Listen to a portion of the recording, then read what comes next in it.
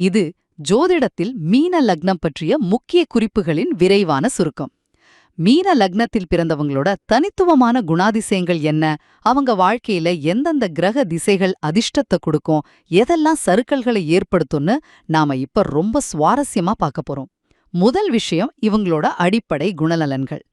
மீனம் ஒரு நீர் தத்துவ ராசி இல்லையா, அதனால தண்ணீர் எப்படி தாயிருக்கிற பாத்திரத்துக்கு ஏத்த மாதிரி மாறுமோ அதே மாதிரி இவங்களும் எந்த சூழ்நிலைக்கும் தங்களை சுலபமா மாத்திக்குவாங்க.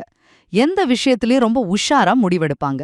கொடுத்த வாக்கு உயிரே போனாலும் காப்பாத்துறது இவங்களோட தனிச்சிறப்பு.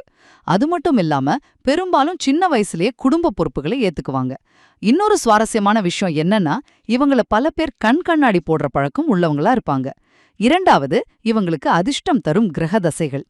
லக்னாதிபதி குரு, அப்புறம் செவ்வாய், சந்திரன், ராகு, இந்த கிரகங்களோட திசைகள் இவங்களுக்கு பெரிய வெற்றியையும் சுப பலன்களையும் அள்ளி கொடுக்கும்.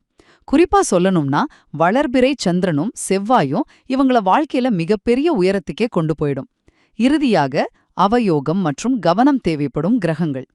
என்னதான் சுக்கிரன் இந்த லக்னத்துல உச்சம் அடைஞ்சாலும், அதாவது அதிக பலம் பெற்றாலும், பல தடங்கல்களை கொடுத்து ரொம்ப கஷ்டப்பட்டு முன்னுக்கு வர்ற சூழ்நிலையத்தான் உருவாக்குவார்.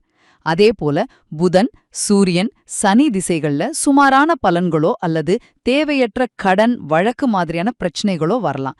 அதனால அந்த காலகட்டங்கள்ல இவங்க கொஞ்சம் கவனமா இருக்கிறது ரொம்பவே நல்லது.